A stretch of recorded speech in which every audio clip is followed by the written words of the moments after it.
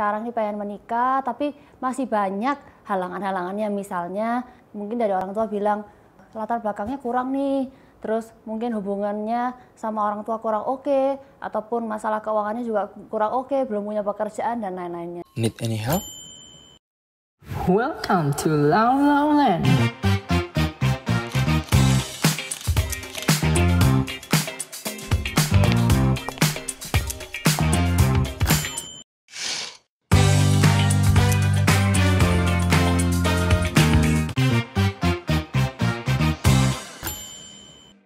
Hai guys, perkenalkan aku Feby dan hari ini aku pengen cerita sedikit soal topik yang sangat menarik. Ada nggak sih dari kalian yang sekarang nih pengen menikah tapi masih banyak halangan-halangannya, misalnya mungkin dari orang tua bilang latar belakangnya kurang nih, terus mungkin hubungannya sama orang tua kurang oke, ataupun masalah keuangannya juga kurang oke, belum punya pekerjaan dan lain-lainnya. Nah, kita tahu terkadang memang cinta tuh buta, jadi memang kita meskipun udah tahu banyak masalah ke depannya, tapi kita tetap mau melanjutkannya karena kita berpegang teguh pada ya nanti ke depannya bisa berubah yang pastinya. Terus uang bisa dicari, bisa usaha bersama, tapi ternyata hal ini nggak sama dengan kenyataannya. Nah, di sini aku pengen sharing sedikit ke kalian soal apa yang harus kalian siapkan untuk menempuh dunia pernikahan itu.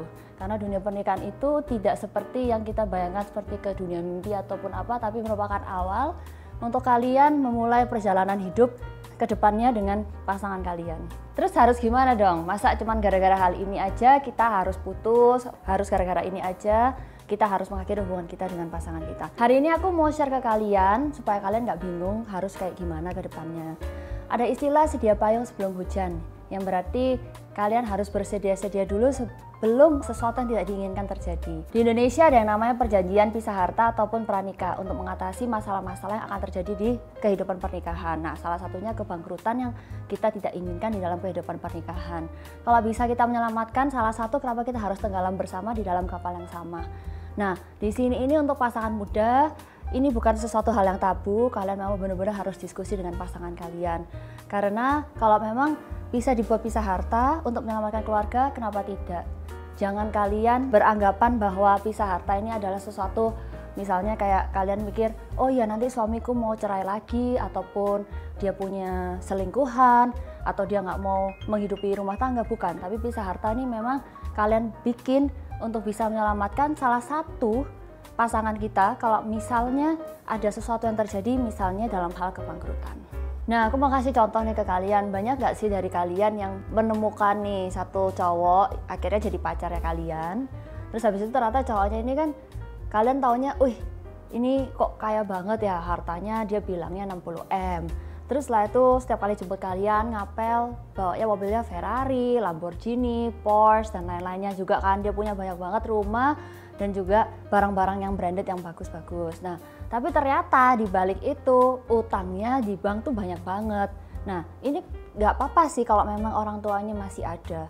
Tapi kalau misalnya nih suatu saat kita nggak doain ya, tapi orang tuanya tiba-tiba meninggal ataupun ada sesuatu yang terjadi, nah apakah kalian akan mendapatkan hartanya aja atau juga termasuk dengan hutangnya?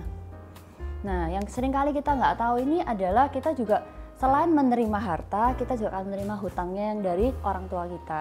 Makanya itu kita jangan cuman kalau misalnya lihat orang nih yang jadi pacar kita, jangan cuma lihat, wih mobilnya bagus ya, rumahnya gede ya. Tapi kalian juga memang benar-benar harus tahu latar belakangnya, pekerjaannya, berapa banyak utangnya, karena ini yang menjadi tolak ukur nanti kalian masuk ke kehidupan pernikahan.